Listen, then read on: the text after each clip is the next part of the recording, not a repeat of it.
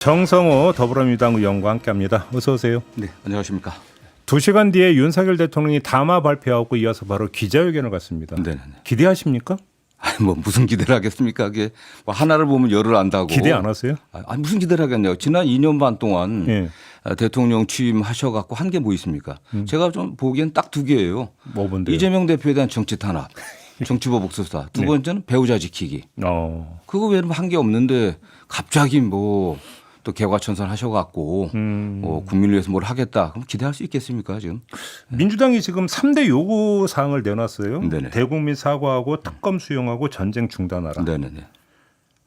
이 세 개 다 안 받을 거라고 보시는 겁니까? 뭐 사과는 안 할 것이고 어쨌든 사과도 안 할 거라고 저는 뭐 보세요? 해명하고 국민들의 마음을 상하게 아프게 했다. 뭐 이런 측면에서 어느 정도 유감 표시지 뭐 진정성 있는 사과는 하지 않을 거로 좀 보고 있습니다.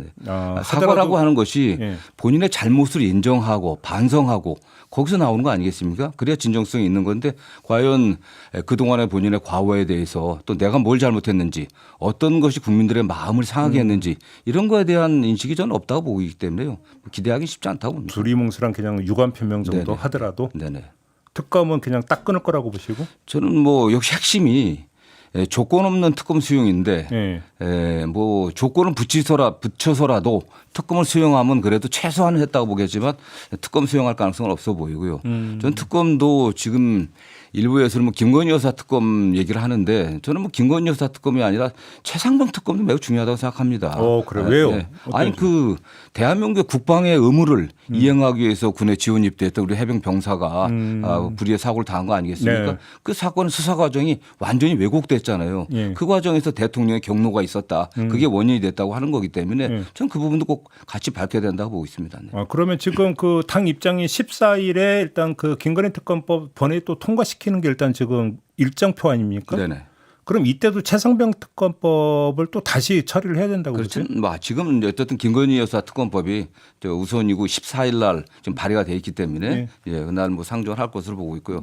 그러나 대통령이 관여한 것으로 보이는 뭐 최상병 특검법도 해야 조속히. 정리가 될 것으로 봅니다. 그 지금 그 어떤 이야기가 국민의힘 안에서 나오고 있냐면 친윤조차 네네. 그 김건희 특검법 관련해서 일부 독소 조항을 손보면 받아야 되는 거 아니냐는 얘기가 지금 나오고 있다고 하거든요. 이 기류는 어떻게 읽고 계세요? 저는 뭐 어쨌든 국민의힘 의원들도 민심을 읽고 있지 않겠습니까? 그러나 그 민심의 변화를 읽는다고 하면은 어쨌든 대통령 지키기에 몰빵할 수는 없는 거거든요. 저는 본인들도 살아야 되고 당도 살아야 되고 또 선거도 다 뭐 내후년도 선거도 있는데 저는 뭐 그렇게 가야 될 것을 보고 있고 다만 거기에 독소 조항이라고 얘기하는 게 결국 수사의 대상 또는 수사 특검의 추천 뭐 두 가지 정도 아니겠습니까? 그런 면에서 국민들이 그래도 객관적이다라고 또 저런 정도 의혹은 해소돼야 된다 하는 그런 정도는 지켜져야 될 것으로 봅니다. 그러면 결국은 이게 이제 까딱하다면 디테일 싸움에 이제 갇혀버릴 수도 있다고 보십니까? 예, 그렇죠. 네. 그렇게 보시면 전쟁 중단은 뭐 이래서 뭐 우크라이나 파병이라든지 뭐 이런 것들을 좀 다 아울러서 하는 얘기인가요? 그렇죠. 파병도 그렇고 지금 참관단이라든가 정부에서는 뭐 그냥 할 수 있다고 얘기하지만 좀 위험한 거 아니겠습니까? 그렇기 때문에 좀 더 신중해야 된다고 보고 있고요. 뭐 당연히 뭐 우리 정부가 그 러시아와 우크라이나 전쟁에 직접 개입하는 듯한 국제 분쟁에 직접 개입하는 듯한 그런 모습은 안 보여야겠죠. 네. 그 김민석 최고위원은 저희와 인터뷰에서 만약에 그 보내면 김용호 국방장관 그 바로 탄핵 이야기를 아예 단정적으로 이야기를 하더라고요. 네네. 그런데 뭐 탄핵을 자꾸 얘기하는 건 별로 좋지 않다고 보고 있고요. 다만 그때 상황이 돼서 판단해야 될 문제겠죠. 네. 그렇게 보시는 거고요. 명태균 씨 의혹은 지금 어떻게 지켜보고 계세요? 이거 어디까지 갈 거라고 보세요? 그리고 검찰이 공정한 입장에서 엄정하게 수사를 한다면 모르지만 저는 뭐 그런 기대 가능성이 없다고 보고 있습니다. 뭐 일각에서는 그 지방검찰청 차장검사를 포함한 추가로 검사들을 투입해 갖고 조사를 하겠다고 하는데 그것이 진실을 밝히기 위한 과정이 아니라 오히려 은폐하기 위한 과정이 아닌가 저는 의심해 봅니다. 오히려 뭐 창원지검의 검사들이 소신을 갖고 제대로 수사할까 봐 겁나서 투입하는 게 아닌가 생각이 들어요. 오히려 왜냐하면 그 명품백 사건이라든가 또는 도이치모터스 사건을 보면은 진실을 밝히려는 게 아니라 김건희 여사의 혐의를 덮기 위한 수사였거든요. 네. 밝히는 수사가 아니라 덮기 위한 수사였기 때문에 네. 결국 명태균 씨 관련 이 수사도 예. 그런 방향으로 되지 않겠는가. 예. 명태균 씨나 또는 관련자들의 위법한 행위, 범죄 행위를 밝히는 과정이 아니라 결국 대통령이나 그 김건희 여사가 관여되지 않은 걸로 네. 정리하는 방향으로 가지 않겠나. 뭐 어쨌든 그렇게 의심을 할 수밖에 없습니다. 네. 근데 아무튼 그 민주당에 지금 그 녹취록이 많이 제보가 들어와서 지금 꽤 있다라는 거 아닙니까? 근데 민주당 이번에 보안 관리가 되게 철저한 것 같은데 혹시 의원님 들으신 얘기 전 없으세요? 들은 적 없습니다. 네.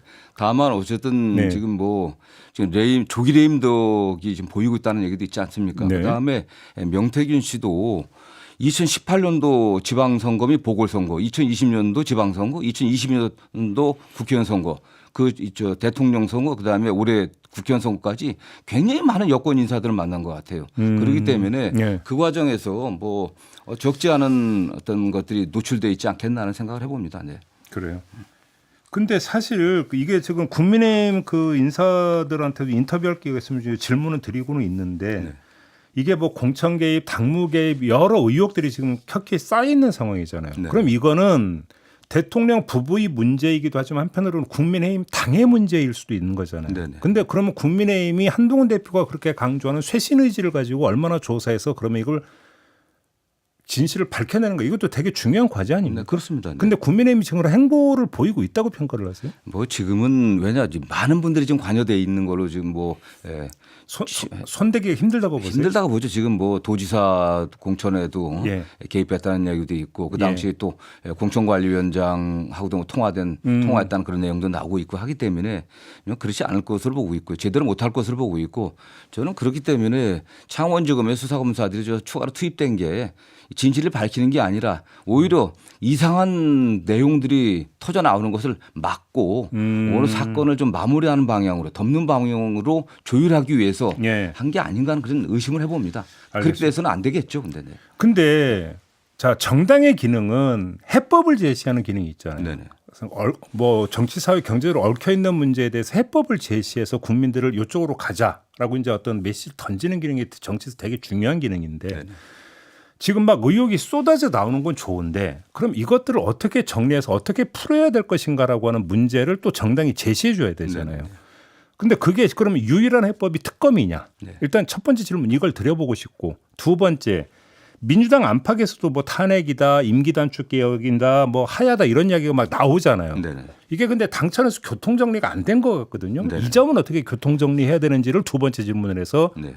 동시에 한번 두 개의 질문 좀 드려보겠습니다. 어떤 말씀 주시겠습니까? 일단은 뭐 특검이 가장 우선돼야 된다고 생각합니다. 예. 어떤 김건희 여사 특검을 통해 갖고 대통령 배우자나 대통령이 어떤 위법하고 또 부당한 행위를 했는지가 좀 밝혀져야 될 것이고 그 네. 과정에서 또 국민의힘도 책임질 부분에서는 책임져야겠죠. 네. 그래서 뭐 특검을 여야가 합의해서 처리하는 게 그게 국민의힘도 앞날을 위해서 좋다고 저는 생각합니다. 다만 민주당에서 지금 최근에 탄핵이라든가 또는 뭐 임기단축 개헌 문제 또는 하야 문제 얘기 나오는데 저는 그게 지금 뭐 개별 의원들의 생각이긴 하지만 네. 지금 뭐 썩 바람직하다고 생각하지는 않습니다. 그래요? 뭐 당내에서 제가 또 이렇게 얘기하면 비판받을 수 있겠지만 지금은 명백하게 대통령이라든가 배우자라든가 또는 뭐 국민의힘의 위법한 행위가 드러나는 게 중요하죠. 그리고 그 위법한 행위를 드러낼 수 있는 것은 특검을 통한 수사에는 다른 방법이 없지 않겠습니까? 네.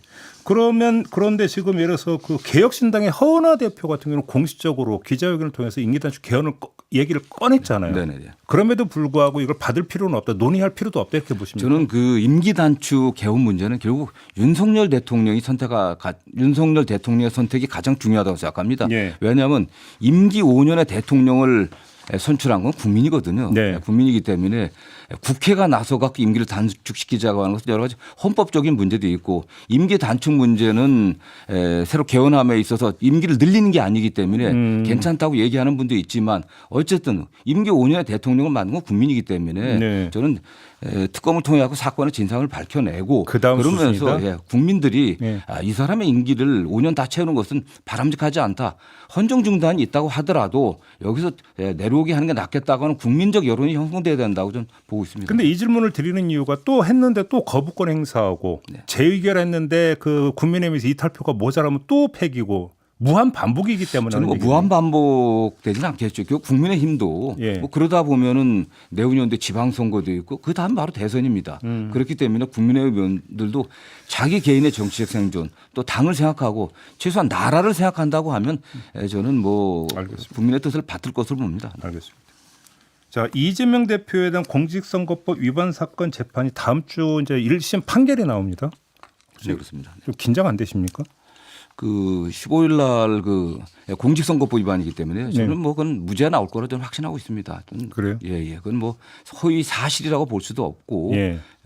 그다음에 허위에 어떤 그런 고의가 없었기 때문에 저는 뭐 검찰이 드러난 증거들을 갖다가 그 자의적으로 해석해 갖고 기소한 거기 때문에 법원에서 엄중하게 잘 판단할 것으로 보고 있습니다. 그 이제 일관되게 이제 그 답변을 모범 답안으로 제시하시는 건 알겠는데 네네. 질문을 바꿔서 그런데 만에 하나라도 네네. 유죄 판단이 나온다면 어떻게 대처하실 생각이십니까?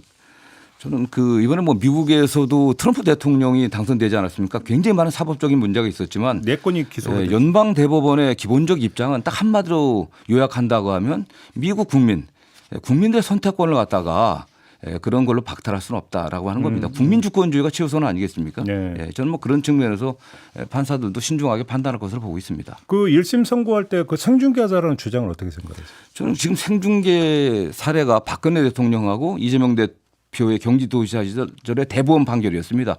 박근혜 대통령은 전직 대통령이었고 행정부 수반이었어요. 사건의 내용도 매우 중대했습니다. 네. 국정농단 사건이었고 이재명 대표 이 사건은 1심 사건인데다가 야당 대표입니다. 또 정치보복적인 사건이라고 저는 보고 있고 그런 내용도 매우 어떻게 보면 경미한 그냥 네. 말꼬리 잡는 공직선거법 위반이거든요. 이걸 생중계하자고 하는 것은 여당에서 법원을 압박하기 위한 수단이 아닌가라는 생각을 하고 저는 뭐 법원에서 관련 규정에 따라 합리적으로 판단할 것으로 봅니다. 네. 그렇게 보시는 거고요. 알겠습니다. 자, 그 기저위 소속이시잖아요. 네네네. 앞서 저희가 전했는데 그 예비비가 내년 예비 6천억이 증액이 됐습니다. 네네네.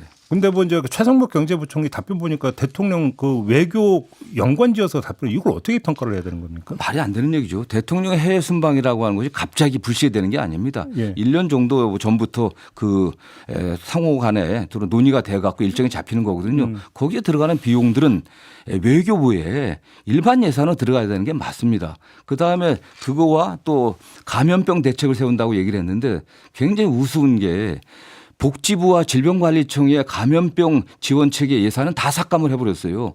그리고 이걸 예비비에 넣는다는 겁니다. 그게. 앞뒤가 안 맞는 앞뒤가 안 맞는 얘기죠. 사실. 그리고 과거에 보면 대개 한 3조 수준이었습니다. 한 20년 동안. 예비비 총액이. 예, 예. 그리고 코로나 때 좀 늘어났었죠. 그런데 윤석열 정부 들어왔을 때 이게 4조대로 늘었고 이게 지난해 올해 4조 2천억에서 내년에 4조 8천억으로 하고 있는 겁니다. 왜 이렇게 예비비를 증액하는 거예요? 예비비의 특성이 있습니까? 예비는 국회 그 사전 심사 없이 쓸 수 있는 거니까. 아, 그래요? 이거 총액으로 예비비 승인만 받게 되면 나중에 보고만 하면 되니까요. 쉽게 하면 이제 쌈짓돈. 쌈짓돈으로 쓸 수 있는 겁니다. 네. 사저 그 경호 예산도 좀 논란이 되고 있다는 얘기했더니 이게 무슨 얘기입니까? 제가 문제 제기를 했었는데 예. 이제 사저를 어디에다가 어떤 규모로 질지에 대한 것도 확정이 안 됐습니다. 윤석열 대통령 퇴임 후 사저 얘기하는 거죠? 퇴임 후 사저죠. 예. 사저의 위치도 확정이 안 됐는데 예. 사저에 경호실을 짓는다고 해서 지금 예산 신청하는 게 말이 되는 거겠습니까? 아, 그 사실. 편성이 돼 있어요? 지금 신청해놨죠. 얼마나 편성이 되는 제가 지금 총액으로 한 140억인가 경우 해놨는데, 네. 근데 물론 그거 나눠서 하는 거니까 제가 정확히 좀 기억이 안 나는데 이제 총액이 그 정도고 연도별로 이제 순차적으로 한 3년 걸쳐서 좀 하는 거겠죠. 그런데 문제는 지금 물론 금액이 크지 않다고 할 수도 있겠지만은 경호 시설을 하는데 140억이나 들어가 총액으로 편성해 놓고 더군다나 부지도 확정이 안 돼 있는데 땅값도 모르는데 그렇게 예, 저는 기재부가 이런 식으로 예산 편성한 예를 본 적이 없습니다. 알겠습니다. 제가 까먹고 지나간 게 하나 있어서 질문드리겠는데요. 그 김동연 경기지사가 독일에서 김경수 전 경남지사 만난 건 네네.